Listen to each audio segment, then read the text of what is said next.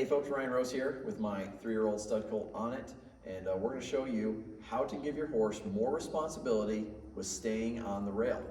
And this is one thing that I'm really big on, not necessarily about following the rail, but I'm talking about giving your horse more responsibility. And so I'm doing this video series of different ways to give your horse responsibility, because at the end of the day, I think all of us could improve in this area more. We could all do less, and we could expect our horses to have more ownership of whatever it is we're asking them to do. And the way we do that is basically a 3-step process. Step 1, do less first. I really learned this point from Doug Jordan, and he's a legendary cutting horse trainer, where he really shows us how to do less and give our horse full ownership of working a cow or the flag, something like that. And so I've tried to apply that same concept to everything else in horsemanship that we teach them. So we're going to do less first, then we're going to let the horse fully commit to their mistake. Meaning, if he takes one step off the rail, I'm not going to pick him up and fix it right there. I'm going to let him go way off the rail and let him be fully committed to that idea. Then the third part is I need to show him that that's going to be uncomfortable where I don't want him to be, and I got to show him where the relief is where I do want him to be. So I'm going to break this down and show it to you in terms of following the rail. So here we go, let's get started. So I'm in a small indoor here, and what I'm going to do is kind of do mostly a full lap around the perimeter of the arena, giving him full choice to choose to come off of it. And if he steps off the rail, then what I'm going to do is I'm going to stop him by picking up on both reins, and then I'm going to squeeze with both legs. What this does is it makes the horse feel a little bit bothered. It's going to be uncomfortable because I kind of got him everywhere. I picked up my hands, I put my legs on, he's going to feel uncomfortable. Then I'm going to turn and I'm going to point him at where I want the relief to be and ride strong to that target and then release him there. Okay? So let me show you what this looks like in action. I'm doing this with a bridle on him. I'm getting him used to being ridden in a bridle. You can use a snaffle, bridle-less bit setup, hackamore, whatever you want. Any of the above will work. Okay? So I got him on the rail here. I'm saying it's your job to stay on the rail. Right away, he's thinking back towards these other horses. So here, I let him come off the rail. I'm going to pick him up, squeeze with both legs, ride strong to the rail, and release him. So now I just communicated, so this is where the relief is. So right now, he's probably thinking the relief is just in this corner. What I'm going to do is, as I break this down further and continue riding, he's going to start to learn that the relief is on the rail. Hand down, neutral, let him choose to come off the rail. Instantly, again, he came off the rail. I'm going to pick him up here. This is to stop him. Now I'm going to squeeze it with my legs to make that uncomfortable. Ride back to the rail and release.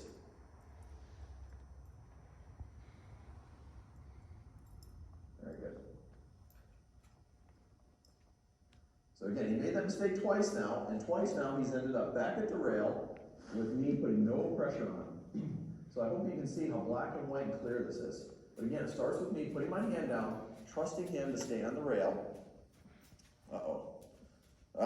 We're back off the rail again. So now I'm going to pick him up, squeeze, ride strong to the rail, back on the rail.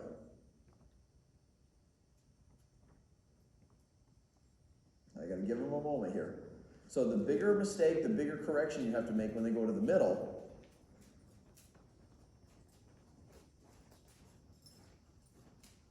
the more you have to let them sit when you get back to the rail. So because I'm at a walk here, he's making a big mistake in terms of really going off the rail, but he's not like taking off quickly or making a really big mistake. So I don't have to let him stay here for a really long time. So now I'm going to go ahead and reverse. Ideally, I would continue traveling the same direction. I wouldn't change directions there, but for my setup here, I have to. But again, my preferred way would be to just continue going the same direction, not changing directions. That makes the equation a little bit more complicated. This is better already. You can see he's staying on the rail here a little more committed. My hand's down, my legs are off, and he's doing the thing. Oh. Here we go. So again, I let him come off. Boy, that's hard. Boy, it's really tempting to want to pick him up right away. Now that time I put my legs on a little stronger because I felt like I wasn't getting much of a response earlier. And he's a fairly lazy horse, and it's pretty easy for him to lean on pressure. And so I had to do a little bit more there. So you have to do whatever is effective with your horse. Make that uncomfortable over there and relief here. So I'm gonna try again. This is the first time I've ever done this game with this horse. He's got, I don't know, I kind of lost track how many rides he has, but he's still pretty green. Okay. See down there, we kind of came off this corner here, but there wasn't a really significant mistake there. So I'm just going to turn around and go the other way. To me, there wasn't a big enough mistake. Now, let me explain why I wouldn't get after him for a little mistake. If I put pressure on in this area, like say right now, before he fully commits, then he might take it a little bit personal about the pressure that I'm putting on as also being by the rail instead of being away from the rail. So the more I let him commit to being uncomfortable there and let him get relief here, the clearer it is. So that's one of the reasons why you don't want to put too much pressure on when the horse is pretty close to your pattern, okay? This is true with things like playing with your horse at liberty. If that horse starts to lead and they're close to you and you put pressure on right away, you're probably going to scare him more. It's also true when you're working the cow or the flag. Don't put pressure on by that cow or the flag, or the horse is going to associate it with the cow or the flag. Trailer loading.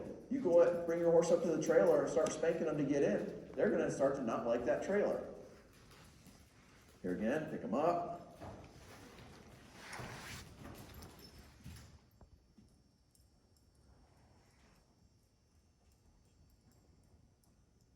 There we go. Now again, this is a pretty green horse, and it actually sometimes will go even quicker than this. Ooh, I like how much he's hugging this rail here. So again, before he gets in any trouble, I'm just going to go ahead and turn here. Go back the other way.